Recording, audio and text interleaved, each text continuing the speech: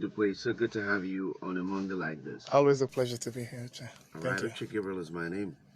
Yes, glad to have you once again to lay the foundation for this very conversation. Would like to understand whose responsibility it is exactly to create jobs. Is it the government or the private sector? Basically, it's everybody's job. Okay, solving the unemployment equation is should be a public-private partnership project. Okay, because government has a major role to play, but the private sector as well has a role to play. But the problem is that we are all resting on our oars, and the private sector is slacking because the government is sleeping. Right? We need to lay a little background and kind of follow the history to understand how we got here.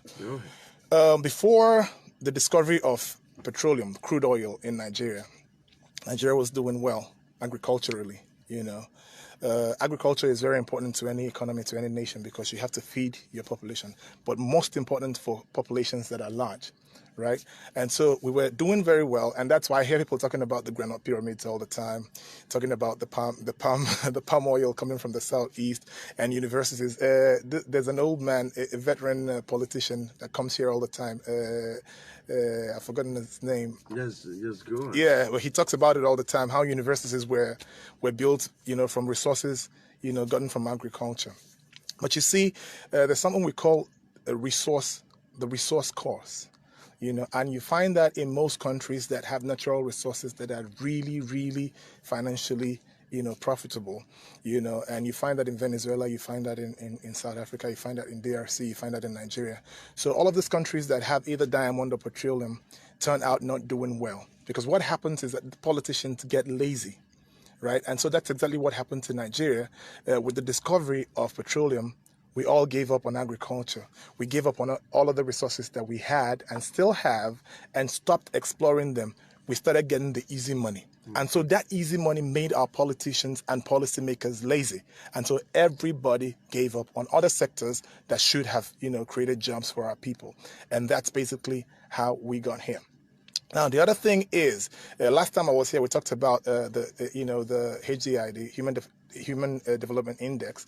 Nigeria is ranking very low. That means that with all our universities, we're still not able to bring out real professionals. And so if we lack professionals, we lack decision makers. We lack people we lack people who know how to run nations, how to run states, how to, develop, a country.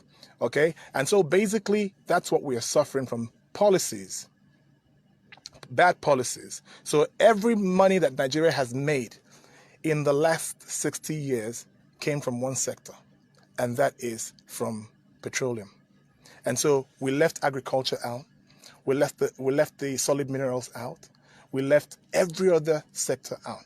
And so to solve that problem, there are a number of things we must do, but we will get there. But to answer your question, it is a partnership that must come between the government and the private sector. Because what moves the economy forward is the SME sector, that is the small and medium scale enterprises. In any economy, anywhere in the world, that sector is the one that drives the economy. And so if government does not give that sector an enabling environment to be able to thrive, they won't be able to employ people. If you help them thrive, they'll employ labor, because they employ the most labor anywhere in the world. All right, she's definitely going to get to that SME part, but Yeah. Even in the family, everybody's job never gets done. Yeah. Everybody's job never gets done by anybody. Yeah. Okay, so when you say it's everybody's job, it becomes a little bit ambiguous. Yeah. So let's put it in perspective. What is really the job of a government, and what is the job of the private sector? Great. So that we can share the all. Yes. Great question. So basically, government, like I said, has to create an enabling environment for businesses to thrive, right? So in the area of policies, that's the job of the government first, to, create great policies that move economies forward. Right? Nigeria is suffering from bad policies, and that's as a result of people in government not supporting. People in government shouldn't be there. A lot of people that are in leadership positions in Nigeria should not be there for any reason, because they're just not qualified for the job. I've heard somebody say that, to become a medical doctor, you have to go through school 8 years. right? To become an engineer, you have to go through school 6-7 years, right? All of these professions require for people to go through school, and after you've gone through school, acquire experience that helps you excel in that area. But then in politics, everybody gets up and goes into politics. A tout who we know on the streets doing, toutish stuff, all of a sudden, because he has a godfather, becomes a local government chairman. He doesn't even know how to write a proposal. He doesn't even know how to veto one, But all of a sudden, he gets into a political position because he has a godfather. How do you expect him to do well? So you see, we must ensure that people who are qualified and have pedigree gets into government to be able to create these policies that we're talking about. Now, when we get that right, the next step will be for government to do a number of things, provide infrastructure. Number one, I have said this a million times and I will never stop saying it.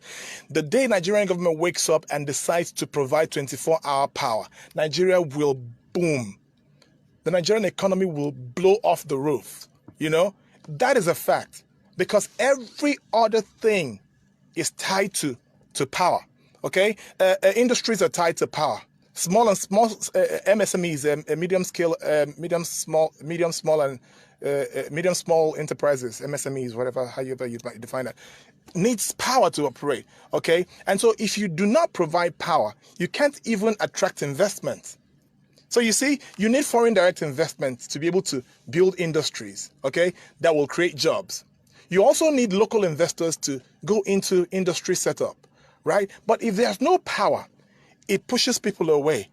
How much is it going to cost me to provide my own power? And so any investor will look at that overhead and say, oh no, it's not going to be profitable for me. And so they walk away. It takes only the bold in heart to actually make that move. A few people have made it in Nigeria, and because of the, great nature of, Nigeria profitability, they have made profit. But a lot of other people are scared away by that. So government has to provide 24-hour power.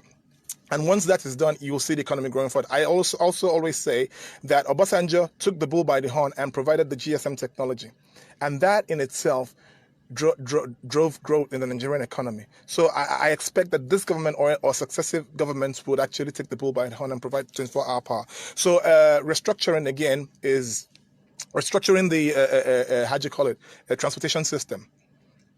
It's infrastructure that is actually needed. For example, you have farmers in the rural areas farming and providing food, but they are not able to transport their food to the urban areas where they can actually convert them to cash. It becomes a problem. And so somebody suffers 6 months to farm something and harvests it, and then the roads are bad and they don't even have transportation to move that stuff.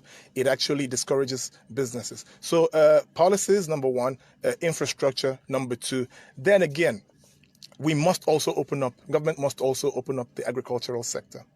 Because again, there are a number of things I'm going to talk about, but they're also tied to agriculture, food production, and power. Okay. Now, for example, there are a number of businesses that you can set up, but they also depend on farm produce. Okay. So government must ensure that Nigeria is producing enough food for the local populace to feed, but also enough for the processing industry to be able to process foods and export. It sounds like a tall order. It's not.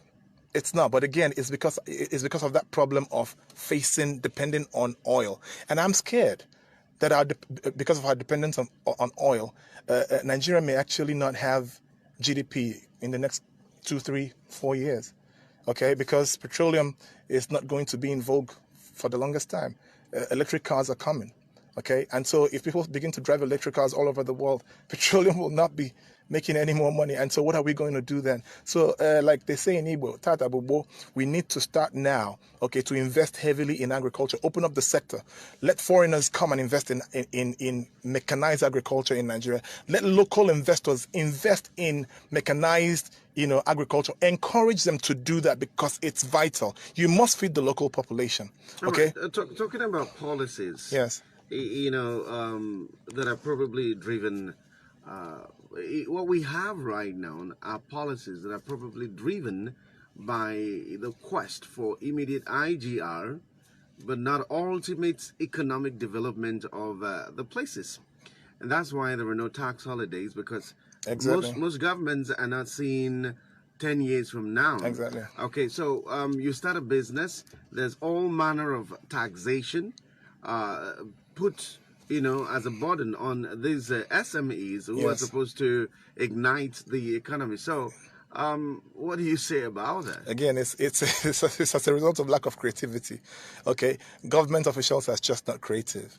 The last time we were here, we talked about government officials thinking that the only way to grow IGR is by taxing the local populace, and just taxing them. You're not providing infrastructure, but you're taxing them. And I said that any government that is taking taxes and not providing infrastructure is a thieving government, is robbing the people.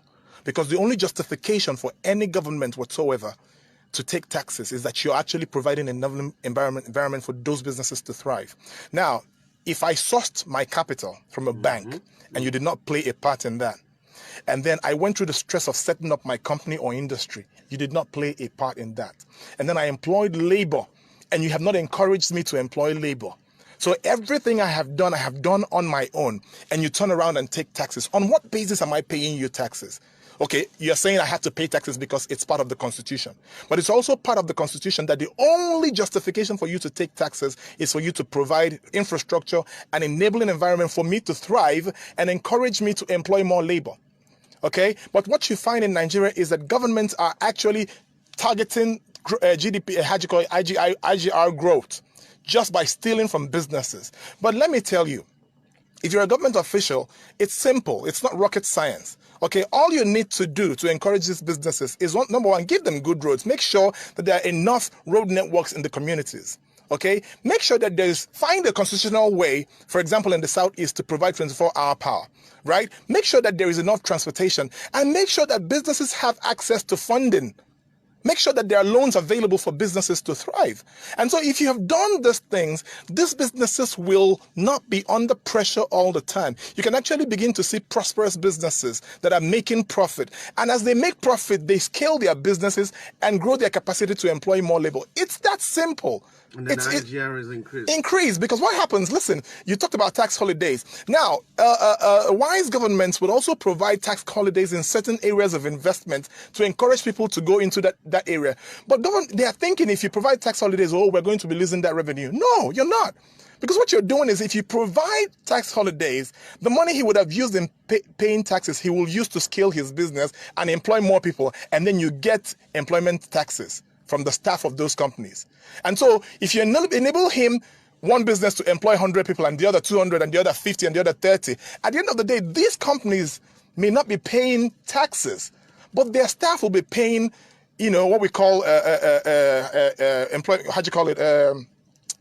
employment taxes, on their salaries. And so government is good for that. Okay, so we need government to become more creative in driving, business growth. Now, I was talking about, government opening up agriculture.